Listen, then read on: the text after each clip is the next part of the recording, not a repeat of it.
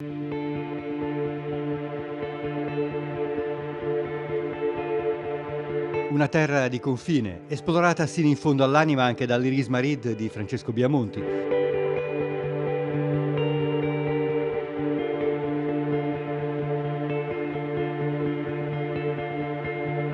E poi quel lembo dell'estremo ponente ligure 6 mesi fa è diventato anche paradigma di una frontiera invalicabile per tanti migranti.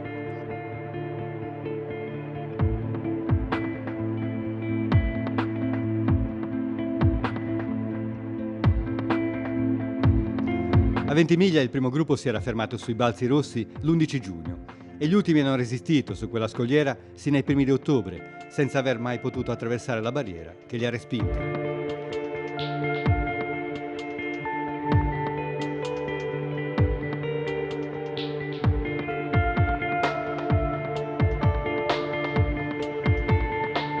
Al di qua del confine, in Liguria, però, più di 1200 migranti dall'Africa e dall'Asia, da guerre e carestie, ma anche semplicemente alla ricerca di un futuro vero, in 6 mesi hanno trovato prima accoglienza, aiuto, ospitalità.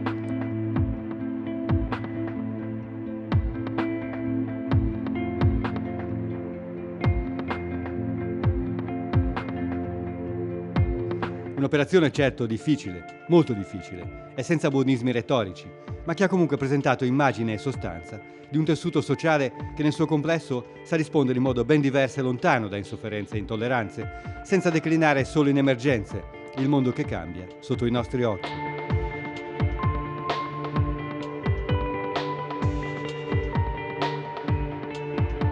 Lo racconta per confrontarsi, produrre testimonianze di memoria e interrogarci tutti alla prova dei fatti sulle ragioni e le risposte che la nostra umanità è capace di dare. Il libro Reportage di Donatella Alfonso e di altre 3 giornaliste, Giulia De Stefanis, Valentina Evelli, Erika Manna, che collaborano con l'AIA Repubblica e hanno seguito giorno per giorno le vicende dei migranti in Liguria nei mesi scorsi.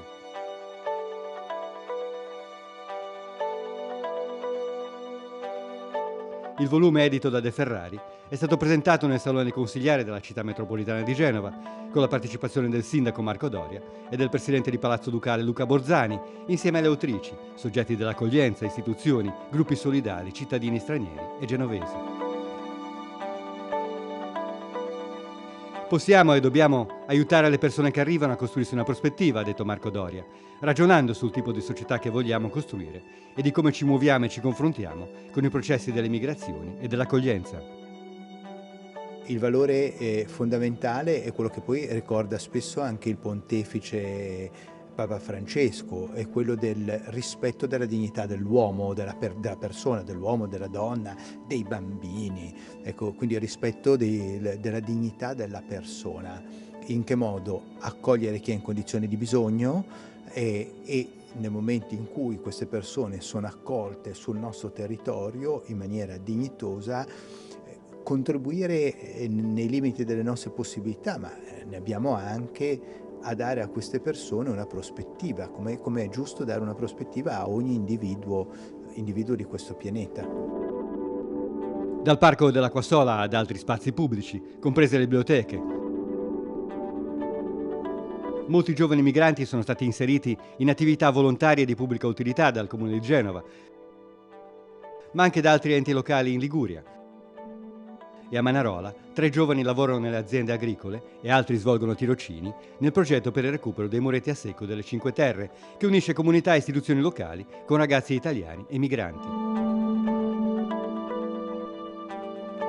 Esistono vari comuni della Liguria, Genova di cui parlo perché lo conosco ovviamente meglio essendone il sindaco, ma tanti altri comuni che hanno pensato e realizzato dalle Cinque Terre a Varazze, a Genova, così dei progetti di lavoro volontario cui queste persone accolte dalle nostre comunità potevano partecipare restituendo alla comunità che li ha accolti e che li sta accogliendo lavoro e utilità.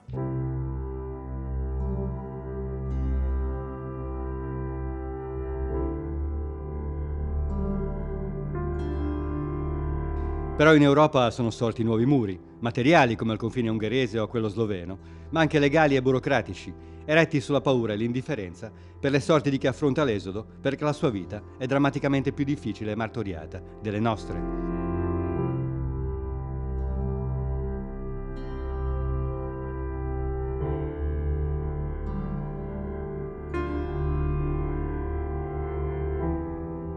L'Italia non ha costruito improbabili muri. Il nostro paese ha scelto l'accoglienza, ha detto Marco Doria.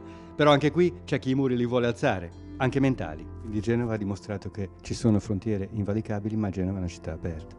Genova è sicuramente una città aperta, anche se non mi nascondo che esiste un sentimento anche abbastanza diffuso di rifiuto che dobbiamo contrastare. Dobbiamo contrastare con le azioni e dimostrando a tutti che quello che stiamo facendo contribuisce soltanto a migliorare la nostra società, non certo a indebolirla. Donatella Alfonso, Valentina Evelli, Giulia De Stefanis ed Erika Manna hanno raccontato, praticamente in presa diretta, esperienze e conflitti portati dall'arrivo dei profughi in Liguria.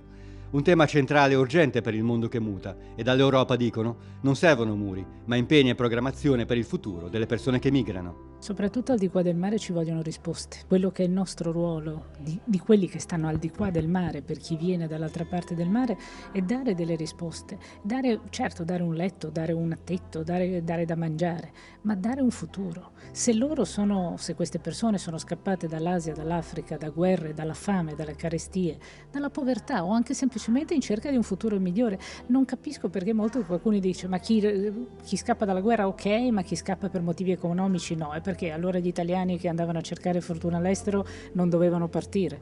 Noi come Europa, come mondo, più abbiente, come mondo più affluente, dobbiamo dare queste risposte e l'Italia deve dare queste risposte, deve essere capace a farle. Ma a che cosa serve prima di tutto per costruire i percorsi necessari per l'accoglienza e la dignità delle persone?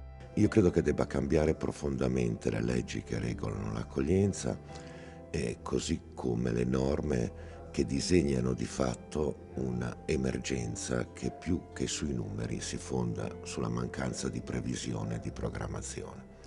Noi abbiamo leggi che regolano l'accoglienza che in realtà tendono a produrre esclusione e non tendono appunto a costruire quei percorsi di integrazione che sono, invece indispensabili. Rischiamo da questo punto di vista e l'assenza di cultura e di pensiero di produrre delle sacche che poi appunto rimangono in qualche misura separate rispetto alla società.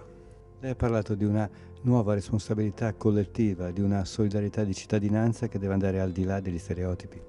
Sì, io penso che il tema dei rifugiati, mi piace anche ricordare che l'enfasi mediatica al 90% non corrisponde mai alla realtà. Abbiamo parlato tante volte quest'estate di invasione, i numeri degli sbarchi e degli sbarcati sono nettamente inferiori a quelli dell'anno precedente.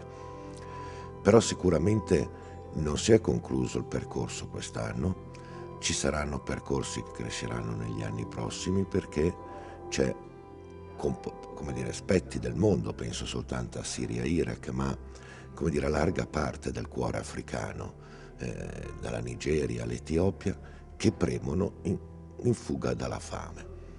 Tutto questo non significa che non devono esserci attenzione alla sicurezza, una attenta valutazione su quelli che possono essere gli spazi e le forme dell'accoglienza, ma significa cambiare cultura, non soltanto istituzionale, cioè uscire dall'emergenza e costruire una programmazione, ma anche nelle persone.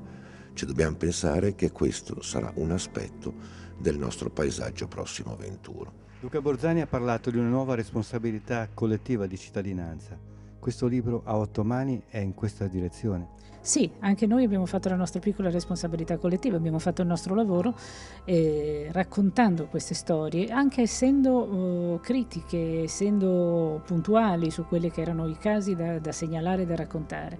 Ma la responsabilità è di tutti, perché non possiamo far finta che chi parte dall'altra parte del mare sia, qualcuno che non ci riguarda tutti noi, perché riguarda il futuro, perché queste migrazioni andranno avanti fino al 2050. E quindi, ammesso che tutti noi potremo raccontare nel 2050 come stanno andando le cose, è meglio che ci prepariamo con delle idee precise su quello che va fatto.